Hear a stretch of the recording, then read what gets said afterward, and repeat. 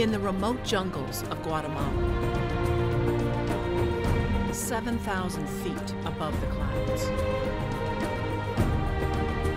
You just lean back in your hooks, your belt, and just think, what a great day God's having today.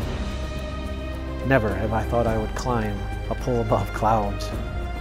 Where progress has been light years away. I had no idea that people actually truly lived this way, that it was this hard.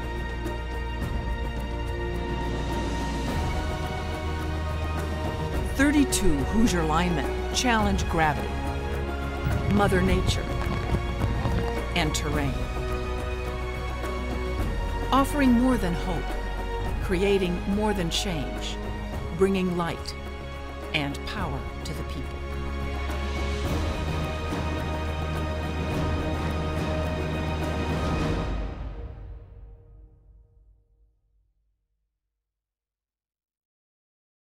The spark came straight from the heartland, the belief that one of life's greatest rewards is working hard at work worth doing. But this time, Indiana's rural electric linemen would pay it forward, half a world away, in the frontier zone of western Guatemala.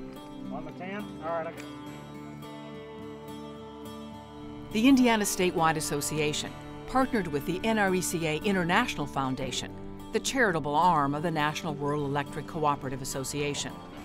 The foundation specializes in raising money, recruiting volunteers, and organizing trips all over the world to bring power to those in need. Their motto is electrifying the world one village at a time.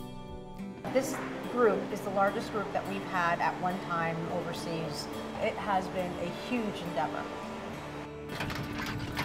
Guatemala is a country of great beauty and natural wonder, but it is also a country that faces grave challenges.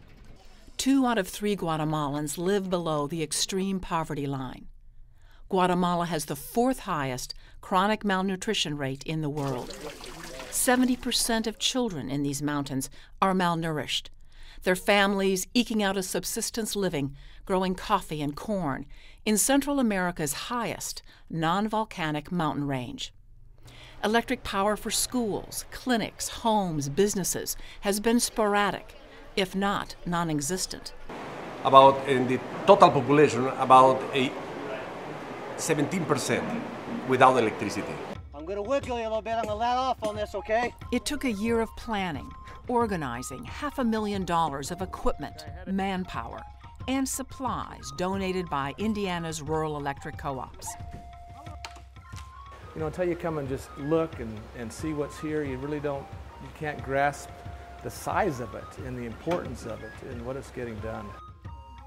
Stringing 1,200-foot spans of wire across gorges. Roger that, neutral top. Setting poles by hand without paved roads or bucket trucks. Okay, we're started down, or almost. Can you go up more? That pole got exciting. It was set shallow. We had a gap on this side, 4 to 5 inches. Once we got up on top and it shifted on us, so it got pretty hairy for a minute. We got each other's back. We watch out for each other. It's just kind of like brothers. But they know nothing is easy here. Everything is a struggle. All the work takes longer. There are shortages. And working 10-hour days, 7 days a week, the Indiana linemen are in a race against time, with twice as much work as they'd anticipated. We continually run out of equipment, run out of supplies. Well, we've had a couple of conditions here where the fog, the guy could be on one pole and he couldn't see the guy on the next pole because of the clouds. We're working in the clouds and the elevation. So we've had rain daily. We're working in conditions unlike anything we've ever encountered in any of our lives. I've never once on this trip been disheartened and thought, no, there's no way. It's just throwing the towel, let's just quit and go home. No, never once. Improvise, adapt, and overcome. That's what a lineman has to do. The linemen are humbled by the Guatemalan villagers. The stuff that they did was brutal, with carrying the poles and digging the holes. They did the hard stuff. And the trust and respect becomes mutual. Feliz tarde. En primer lugar, nos sentimos muy contentos. Actually, we feel very happy because we know that these people have come to actually work. They are hard workers, and we have supported them a lot because we can see that they work hard. And if it wouldn't have been for the Guatemalan people down there helping us, I guarantee you that project would have never got done. 201, they'll tell you, it's about changing lives. The day the lights come on, that's the beginning of the change that these people are going to see, and the quality of life is going to dramatically increase, but it's going to take a lot of time to do it. Years from now is where you'll really see the benefits of what's happening here today. These benefits can be seen on the other side of the country in Playa Grande, where electric member co-ops from Georgia have been volunteering for over 14 years. The electrification has helped us a lot in the proper development of the town. With the cooperatives from Georgia through the NRECA International Foundation, we receive a lot of support. It's been benefiting enormously the development of the town here. Gracias a Dios. Thank God. Since the introduction of electricity, we've been in service for 24 hours. We can do more with electricity. Gracias al apoyo a NRECA también que nos ha apoyado. Thanks to the support of the NRECA International Foundation, that support has been a great benefit to my community. Through the introduction of power, projects have started moving along. Now the construction of the school that we can see over there, the construction of the school was done through the organization's funds and also the government and help from the community. The project began to work when the power was installed. Better medical care and better schools are just some of the things the people of these mountains can look forward to. But first, they need power.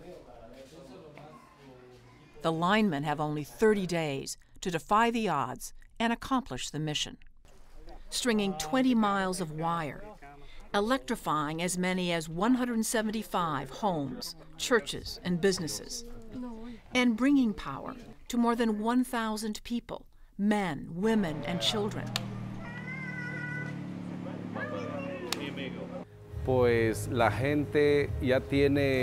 We've been waiting 30 years for this. Now we thank God and all of you for making this dream a reality. The people of these mountains grow some of the most desirable coffee in the world.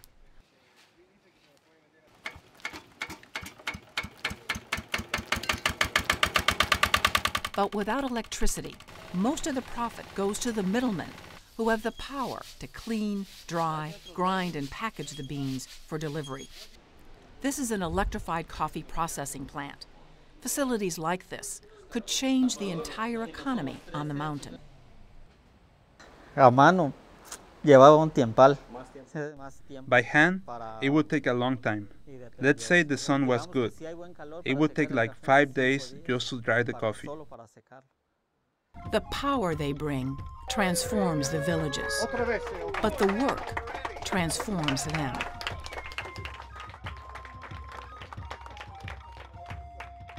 Seeing them kids underneath that light bulb made it all worthwhile. You see their faces, and they've never had the power, the electricity like we've had back here. It's like, man, it is worth it all. It is worth everything, every bug bite I've got, every sliver I've got in my hand. It is worth it all.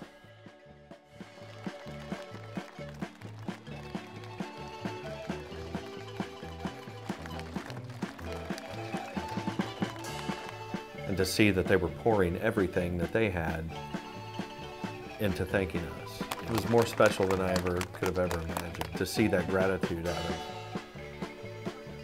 people that have so little. Throughout these savage and beautiful mountains, farmers will earn more to support their families from their coffee bean harvest. Their children will lace up new shoes, or play football, or practice what the linemen taught them. So now, when darkness falls behind these mountains, the lights come on. And their future shines more clearly because these linemen helped Hoosiers power the world.